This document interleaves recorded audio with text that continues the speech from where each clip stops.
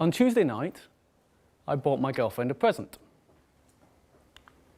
It was one of these. It's the sort of thing she likes. That evening, I was catching up with friends in the Royal Festival Hall in London. And I wanted to show them the present. But I couldn't find my bag. It had been stolen, along with the present, my passport, and my laptop. And about once every 6 hours since then, I've remembered something else that was in the bag or on the laptop and gone, oh! I'd put the bag down just next to my chair, and I trusted that the people around me would respect that. I paid the price for that trust, and I'd do it again. You see, people forget that when you say paid the price for that trust, it works both ways. When I pay for something, I get something of value. And if I want to, I'll make that transaction. I'm going to continue trusting the world implicitly, because if all that costs me is a few physical items, including, just FYI, an almost complete Cafe Nero loyalty card,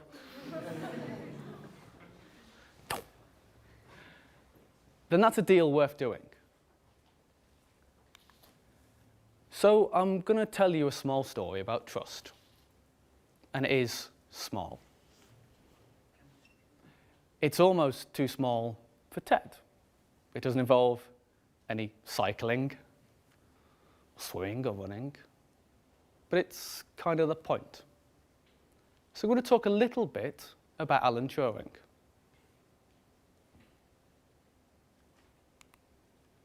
People think different things when you mention Alan Turing.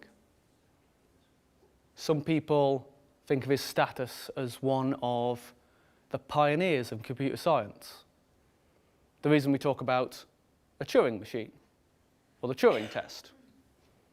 Some people think of his work as a Second World War codebreaker, consider him a war hero, and in particular, a war hero who never picked up a gun. Some people think of the injustice he faced in his private life. Regardless, it's very clear that the overall story is more complex than this, but it's also clear that we're talking as much about an icon as a man. This is Turing's statue in Manchester. And as it happens, I was due to visit a friend in Manchester on what would have been Turing's 101st birthday. I was at the time a computer scientist, and I was very aware of the history of the field. So I mentioned to a couple of my computer science friends that I was planning on visiting the statue, maybe laying some flowers, just a gesture to show that it was still a memory. These computer science friends in other universities, well, one thing kind of led to another.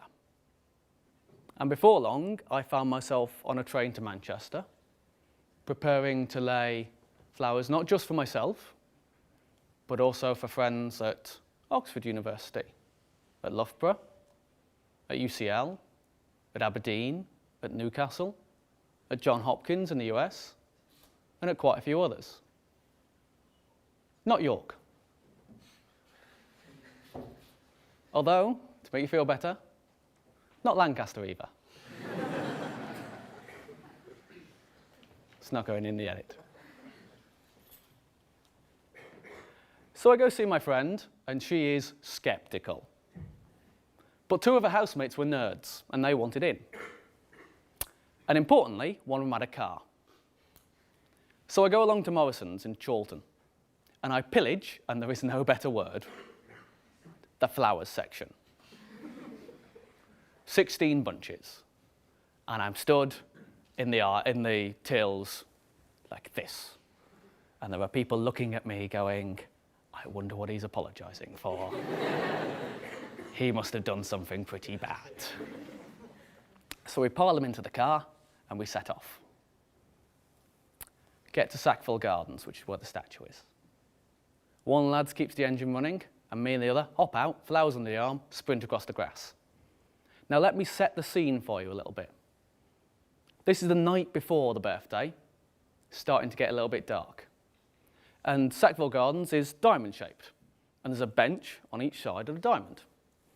One of those benches is a statue of a bench with a statue of Alan Turing on it. So we're heading across the grass and heading for the statue, and we get closer than I would like to admit to the statue before we realise that we're not running towards a statue of a man on a statue of a bench. We're running towards a man on a bench. It's fair to say he was startled. He'd been minding his own business, sitting in a park, when two intense-looking men ran towards him in the evening, brandishing what turned out to be tulips. I say he was startled. He wasn't half as startled as I was when the statue moved. So we recover our wits, turn, find the statue, and go and arrange some flowers.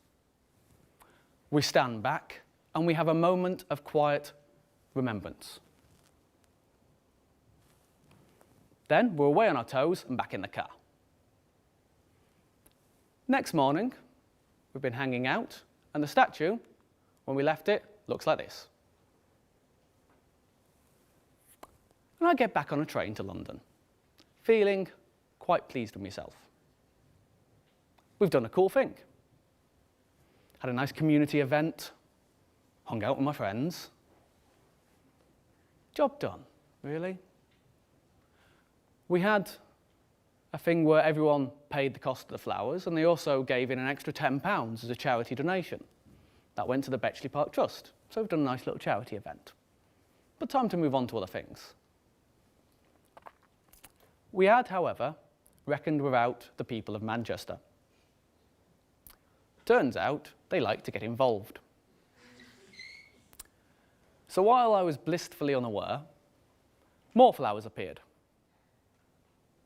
And then more flowers. And then a little balloon with Happy 101st Birthday written on it. And a party hat. I'll be honest, I'm not sure about the party hat. We were going for solemn remembrance, but celebrate a great thing, as you will. You go ahead.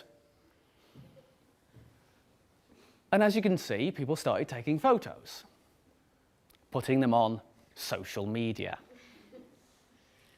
So this guy got a few retweets.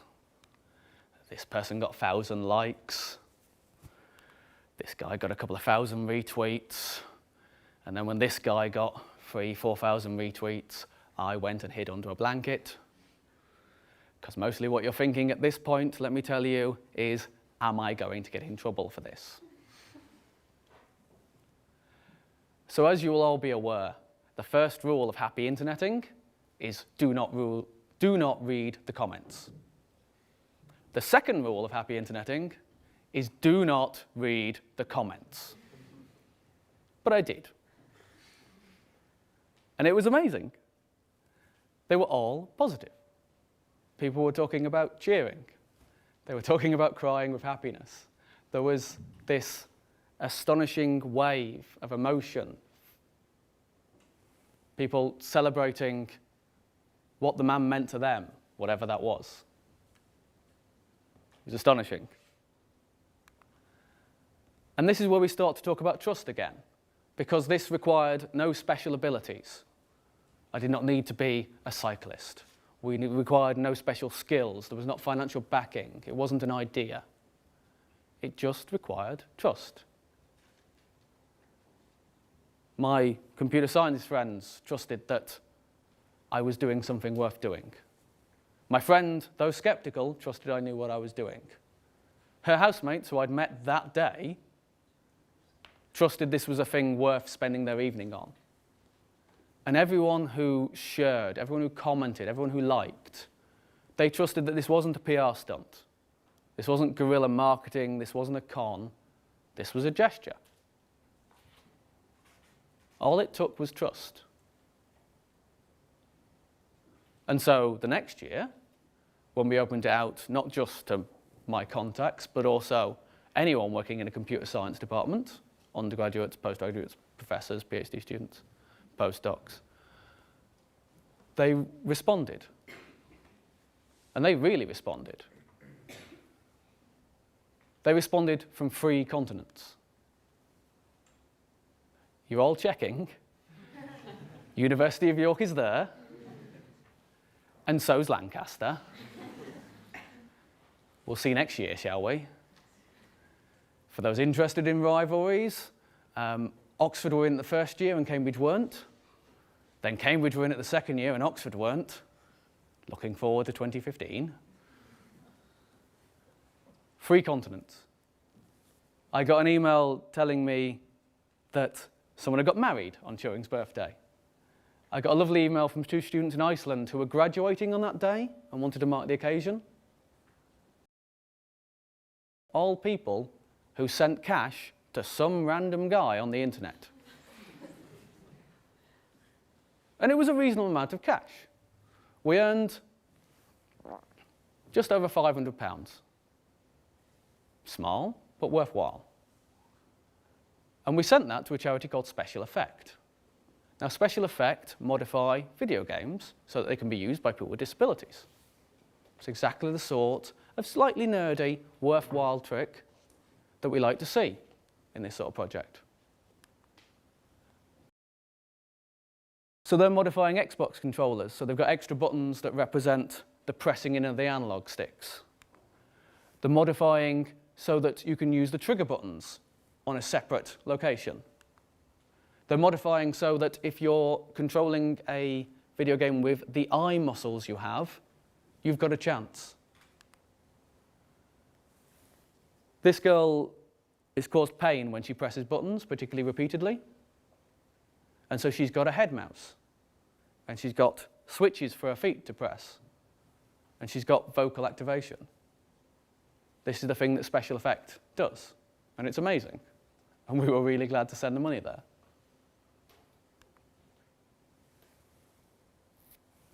So I don't work in academia anymore.